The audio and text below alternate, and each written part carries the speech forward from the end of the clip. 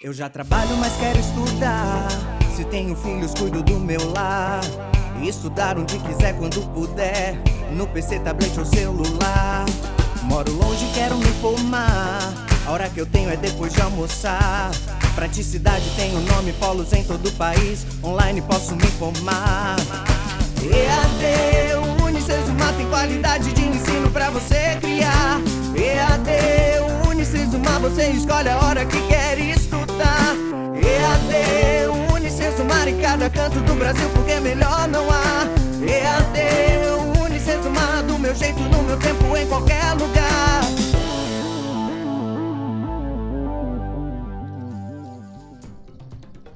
Como vimos em aulas anteriores, o geoprocessamento é um conjunto de técnicas que possibilita mapear e entender e gerar informações dos fenômenos circunscritos na superfície terrestre. Para isso, nos utilizamos de várias técnicas e instrumentos, desde algo mais simples e milenar como a bússola, até algo mais atual como o uso do GPS de precisão, imagens de satélite e aquele que vem chamando a atenção de todos nos últimos 10 anos, o drone. Com o acúmulo temporal do conhecimento e o desenvolvimento de novas tecnologias, nós, enquanto humanidade, conseguimos evoluir no entendimento da superfície terrestre a partir dos mapas, desde mapas pictóricos, grotescos, mas que foram fundamentais em sua época, como por exemplo nas grandes navegações, até chegarmos ao mais atual que nós podemos ter acesso, que são as imagens espaciais, imagens que são constantemente atualizadas e que nos permite, desde coisas simples, como localizar a nossa casa ou nosso trabalho, até coisas mais complexas, como mapear e acompanhar a degradação ambiental, e chegamos ao ponto em que o geoprocessamento já é utilizado para mapear outros planetas. Vamos explorar hoje um pouco mais das possibilidades do geoprocessamento. Eu sou o professor Lucas e essa é a terceira aula da disciplina de geoprocessamento aplicado aos estudos ambientais.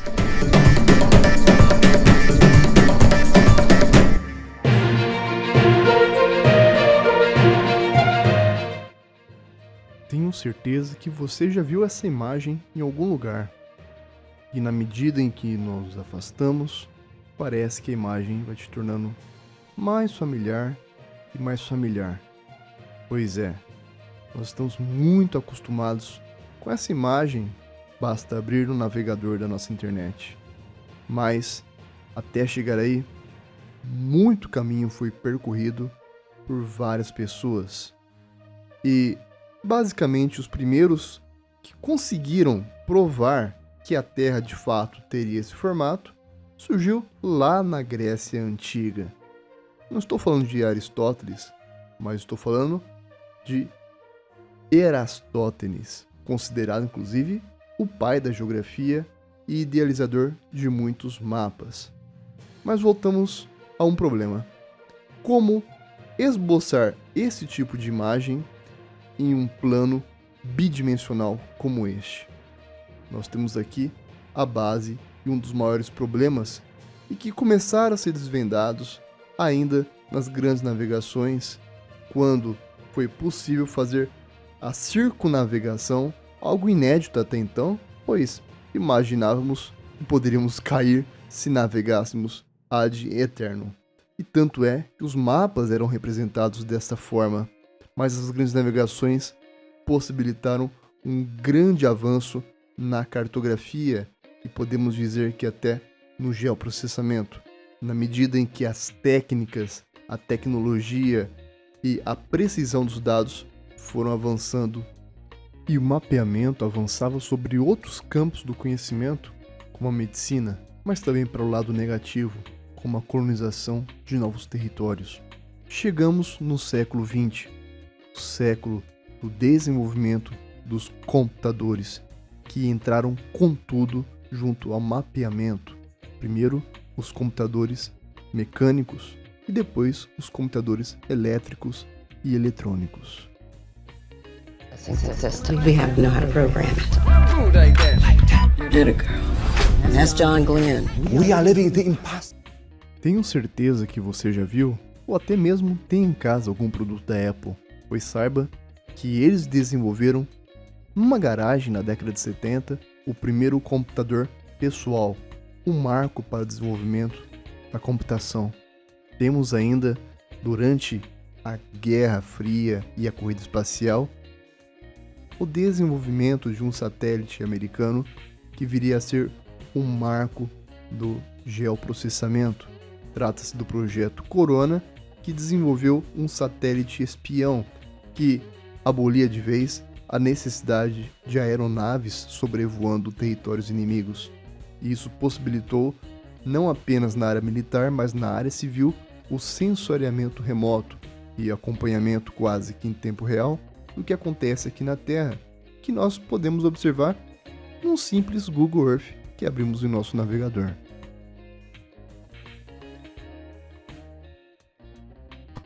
E chegamos a uma pergunta fundamental em geoprocessamento. Como que nós transformamos uma quantidade cada vez maior de dados em informações?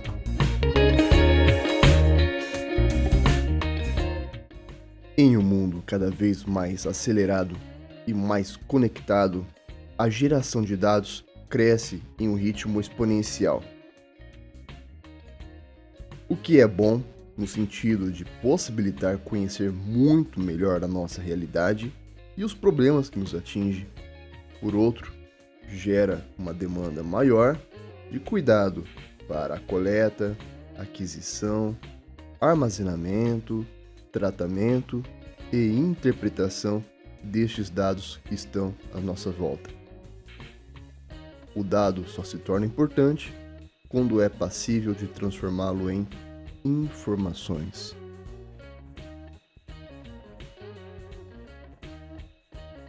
Em SIG, nós temos duas formas de obtenção de dados, os chamados dados primários e dados secundários. Vamos falar primeiramente dos dados primários. Não que eles sejam os mais importantes, mas é talvez a sua primeira fonte de dados. Pois uma das principais características dos dados primários é justamente não ser dependente do levantamento prévio realizado por qualquer agência, qualquer instituição ou terceiros. Portanto, são dados que você mesmo consegue levantá-los. Podemos citar inúmeros exemplos, como coleta de dados de pontos no terreno a partir do seu georreferenciamento, e para isso é óbvio, nós utilizamos o GPS, mas poderíamos também montar uma planilha a partir da quantificação de alguns dados, a partir de exames laboratoriais, por exemplo, sobre a qualidade da água, sobre índices de percolação, de infiltração de solos, ou dados coletados a partir de instrumentos meteorológicos, como termômetros, pluviômetros, pluviógrafos, e não menos importante, a partir de cálculos, como da vazão de um rio ou do escoamento superficial da água. E a sua base de dados do SIG também poderá ser formada a partir dos chamados dados secundários, que são aqueles dados extraídos de bases em que já foram realizados levantamentos prévios, inclusive dados que já foram tabulados e espacializados, como nós conseguimos ver em exemplos como nos sites do IBGE, do IPARDES, do IAP, IBAMA e sites correlatos ao INPE, como o próprio projeto Terra Brasilis, em que é possível acompanhar os índices e as áreas de desmatamento dos principais biomas brasileiros. A principal vantagem desse tipo de dado é que é um dado que já está geralmente estruturado, são dados mais fáceis de serem trabalhados em nosso SIG. Por outro lado, muitas vezes, dependendo da nossa demanda, nós não teremos acesso àqueles dados em que nós precisamos, Daí a necessidade de se realizar atividades de campo e assim possamos realizar as coletas de dados de acordo com as nossas necessidades. E tais dados podem ser espacializados a partir de duas estruturas. Uma em formato vetorial e outra em formato raster ou matricial. Vamos começar falando da estrutura do SIG no formato raster ou matricial, que nada mais são do que as imagens captadas a partir do sensoriamento remoto, a partir de aeronaves, satélites e drones. E tudo começa com a incidência da radiação solar na superfície terrestre, que nós observamos apenas como um dia claro e bonito, mas que para a captação de imagens é muito importante, pois os satélites e qualquer outro sensor vai registrar justamente essa incidência da radiação solar, transformando em tons de cinza, e que depois, a partir de processamentos e software, nós agregamos cores artificialmente a essas imagens, justamente para que elas se tornem mais inteligíveis e mais próximas da realidade. Isso possibilita a análise geoespacial a partir das formas, cores e texturas, o que auxilia no registro do uso do solo e na identificação de elementos e estruturas fundamentais na gestão ambiental. Há ainda estruturas de SIG no formato vetorial, formados por linhas, pontos e áreas, esse último formado por uma sucessão de polígonos. E estes são os elementos básicos de qualquer produto cartográfico. E em um SIG, todos estes elementos vetoriais possuem dados georreferenciados e valores daquilo que eles estão representando. E estes elementos podem ser criados a partir de um banco de dados ou então a partir de uma imagem raster. Imagine a situação que na sua empresa você irá mapear, por exemplo, as principais vias de acesso ou pontuar a localização dos registros de controle dos tanques de combustíveis, ou então vetorizar áreas criando polígonos onde há o descarte de efluentes, e assim, quando nós retiramos a imagem raster, nos sobra mapas vetorizados, e cada um desses elementos são dotados de valores que são dinâmicos e maleáveis, pois passam a estar incorporados em um banco de dados. Imagine que você, enquanto gestor ambiental, é responsável em sua empresa pela análise de mapas e de projetos, entre eles um mapa de evacuação de um projeto de risco ambiental, ou então responsável pelo mapeamento de bueiros de tanques de contenção de material contaminante e ainda responsável em mapear e quantificar a área de lagoas de tratamento da sua empresa. Todos estes são elementos em que, no geoprocessamento, nós incorporamos a partir de vetores, sendo respectivamente linhas, pontos e áreas. É muito comum no geoprocessamento o uso combinado tanto do formato raster quanto de vetores. Utilizamos uma imagem de base para extrair informações e vetorizamos a partir dela, por exemplo, elementos do espaço, como o mapeamento de uma bacia hidrográfica, zoneamento e planejamento de tráfego. Como vimos anteriormente, o geoprocessamento evoluiu junto com as tecnologias computacionais, a própria evolução do computador, a velocidade de processamento, o hardware e o software. O que tange ao software são as ferramentas que nós adotamos atualmente em geoprocessamento para arquitetar geograficamente os dados. E sobre esse software é que nós damos destaque para um, que é o Surfer. Mas o que torna o Surfer um software tão importante na gestão ambiental e outras aplicações voltadas ao meio ambiente, essa importância está justamente em sua aplicação na modelização e na criação de cenários tridimensionais, a partir da entrada de dados formados e compilados por 3 informações básicas: a informação X, Y e Z. A informação X e Y são informações geográficas, basicamente a localização destes pontos ou destes eventos. O X é a latitude e o Y é a longitude.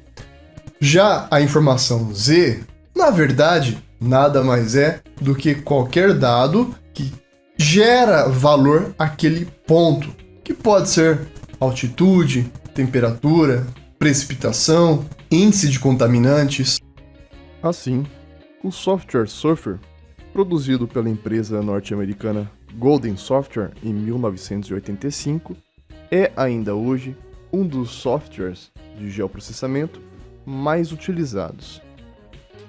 Isso ocorre devido à sua grande capacidade de mapeamento de boa qualidade, utilizando para tal bancos de dados e, como dito anteriormente, bancos de dados nutridos por informações geoespaciais, como latitude e longitude, e outros atributos, como por exemplo, de altitude, de elevação, dados necessários para se criar o MNT, Modelo Numérico do Terreno, possibilitando a criação de cartas planialtimétricas, cartas hipossométricas, de declividade, mapeamento de bacias e todos seus atributos inerentes, como a declividade e linhas de escoamento superficial. Há ainda a possibilidade de se criar modelos tridimensionais, o que facilita na identificação de elementos no terreno, e são adotados no licenciamento de novas hidrelétricas, já que possibilita prever as áreas ocupadas pelo reservatório desta hidrelétrica. Wow! Quando transformamos estes dados em informações, este software consegue modelar tridimensionalmente todos esses dados, formando imagens tridimensionais que irão auxiliá-los enquanto gestores ambientais nas tomadas de decisões. E para a modelização destes dados, nós temos 2 métodos que são bem usuais dentro do geoprocessamento. Um é a krigagem e o outro é a triangulação. A krigagem é quando você tem pontos dispersos no espaço, porém há uma interpolação desses pontos, criando pontos médios entre estes, podendo, portanto, alinhá-los, criando uma rede de dados. E essas redes poderão, portanto, ser transformadas em modelos tridimensionais. Krigagem é um método utilizado pelo geoprocessamento, mas que foi emprestado da estatística, e trata-se, então, de um método para aproximar ou interpolar dados. Parte-se do princípio de que pontos próximos no espaço tendem a ter valores mais parecidos do que pontos mais afastados. A técnica do kriging, ou da krigagem, assume que os dados recolhidos se encontram correlacionados no espaço. Já a triangulação, cria-se vértices a partir desses pontos ligados a outros 3 pontos, gerando, portanto, triângulos. Daí que vem o nome triangulação. Esses triângulos possuem área e a média do valor está justamente entre a proximidade ou distanciamento entre essas vértices e o tamanho dos triângulos. Assim sendo, as médias serão variáveis a depender da posição geográfica de cada um desses pontos coletados.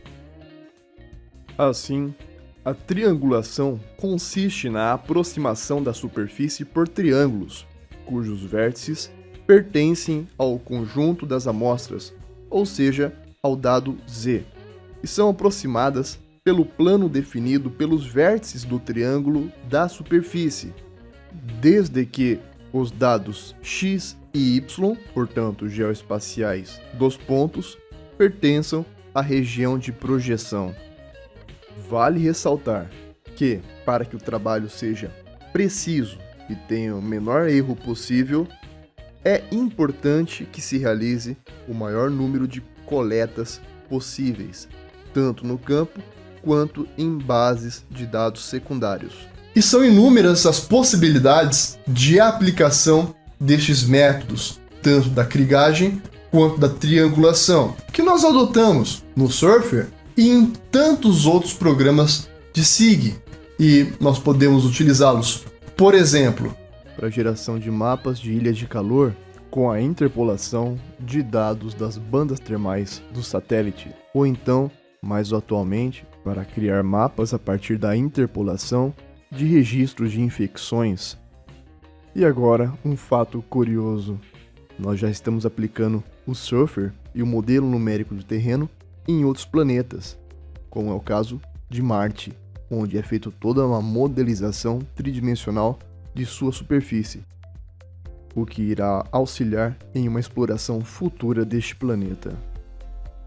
Então é isso, pessoal. Espero que tenham gostado da aula e até um próximo encontro.